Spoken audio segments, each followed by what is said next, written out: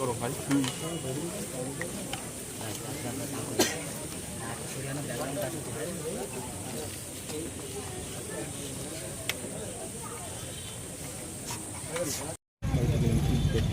কালকে গত রাত্রেই আমি 1:15-20 দিকে আমার কাছে খবর এসেছিল এই ধরনের ঘটনাটা ইউটার্নে ঘটেছে।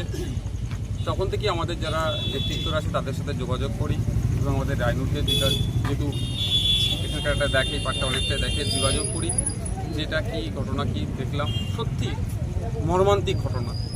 আজকে মানুষজন নিরাপত্তাহীনতায় ভুগছে। কলকাতা শহরের মতো একটা শহরে যেভাবে এই ধরনের গুলিতে মানুষকে মেরে দিচ্ছে, খুন করছে, এটা কোনোভাবেই মেনে নেওয়া যায় না।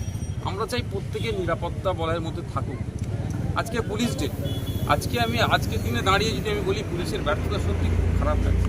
পুলিশে যে পরিমাণ ম্যান পাওয়ার থাকা দরকার সেই পরিমাণ নয়, ফলে নিরাপত্তাতে গাফিলতি হচ্ছে।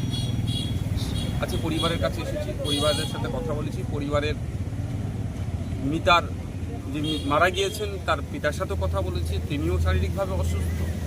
জাস্ট এই পরিবারটা একটা সুন্দরভাবে খুশিয়ে উঠছিল, আর্থিকভাবে আস্তে আস্তে স্বাবলম্বী হচ্ছে। ব্যবসায়িক কারণে যতটুকু শুনতে পেলাম খুন হতে হলো, এটা কোনোভাবেই মেনে নেওয়া যায় না। আমরা তো আর মৃতকে ফিরে দিতে পারবো না। আমাদের সর্বোচ্চ দিয়ে আমরা চাইব যে বা যারা এর সাথে যুক্ত, এই কনস্পিরেন্সির সাথে যুক্ত, এই হত্যাকাণ্ডের সাথে যুক্ত, প্রত্যেককে শাস্তি পাক। এবং আশা করব প্রশাসনের কাছে কোনো রকমভাবে ম্যানিপুলেট না করে যারা এর সাথে ইনভলভ, একে খুন করেছে তাদেরকে চিহ্নিত করে সর্বোচ্চ শাস্তির ব্যবস্থা করুন। এটাও বলে গিয়েছি আজকে। আমি একজন জনপ্রতিনিধি হিসাবে তাদেরকে আশ্বস্ত করেছি আমার একটা নৈতিক কর্তব্য দায়িত্ব আছে। ওনারা যদি চান আমি আমার পক্ষ থেকে, যেহেতু এটা সম্ভবত বারাসাত কোর্টেই হচ্ছে, এটা বারাসাত কোর্টেই মামলাটা চলবে, বারাসাত কোর্টে আমি আমার পক্ষ থেকে একটা উকিল দাঁড় করাবো যাতে এই কেসটা সুষ্ঠুভাবে চলে এবং কেসের তদারকি যাতে আমরা করতে পারি, কোন জায়গা আছে, প্রোগ্রেস কী আছে যথাযথভাবে জানতে পারি এবং পরিবারকে আপডেট দিতে পারি এবং পরিবারও একটা বুঝতে পারে যে কেসটা কোন জায়গায় গড়াচ্ছে বা কতটা জায়গায় ডিপি আছে কী আছে জানার জন্য পরিবারকে আমি আজকে বলে গিয়েছি। পরিবারের যে মারা গিয়েছে তার বর্দা অলরেডি এখন পোস্টমর্টমের জন্য ওখানে আছেন ফিল্ডে, আমাকে জানাবেন বলেছেন, আমি এটা নিতে প্রস্তুত আছি। আবারও বলছি, যেভাবে এই ধরনের গুলিকাণ্ড হচ্ছে রাজ্যে, সাধারণ মানুষের নিরাপত্তা নিয়ে প্রশ্ন থেকে যাচ্ছে। সাধারণ মানুষ আজকে যারা আমাদের ডে লেবাররা রাত্রে নিউ টাউনের ওই দিক দিয়ে বাড়ি ফিরে, তারাও তো আজকে আতঙ্কিত। এই আতঙ্কমুক্ত করার দায়িত্ব হচ্ছে প্রশাসনের। আশা করব প্রশাসন দায়িত্ব নিয়ে কাজ করবে।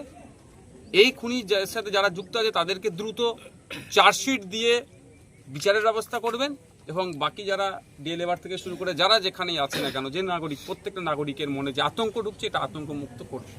সারা রাজ্যে তো এরকম ঘটনা ঘটছে, তো এই ঘটনার উপরে বিচার ব্যবস্থা কেমন এগোবে বলে আপনার মনে হয়? দেখুন, আমি রিপিট করছি, সরকার প্রশাসন যদি চায় দ্রুত বিচার পাবে। আজকে সিরাজ চ্যাটার্জি মানে মৃতের পিতা বাবা, যদি প্রশাসন চায় আর প্রশাসন যদি মনে করে গড়িমসি করব, তাহলে আমাদেরকে কিন্তু এই যে বলে চলে যাচ্ছি, দেখে চলে যাচ্ছি করতে হবে না, তাহলে আমাদেরকে তখন রাস্তায় নামতে হবে। যেহেতু আমি প্রশাসনকে এক্ষেত্রে আমি ধন্যবাদ জানাবো, স্বল্প টাইমের মধ্যে 3 জন সাসপেক্টকে তিনারা চিহ্নিত করেছেন, ধরেছেন, এগুলো যতটুকু খবর পাচ্ছি।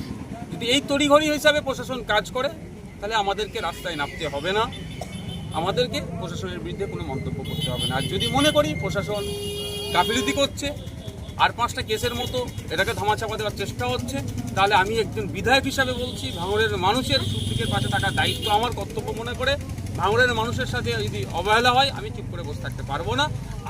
আমি আমার আইনি লড়াইয়ে যাব, আলাদাভাবে পুলিশি অ্যাকশন নিয়ে আইনি লড়াইয়ে যাব এবং সাথে সাথে আমি আপনার ভাঙড়ের মবকে নিয়ে রাস্তায় নামতে বাধ্য হব।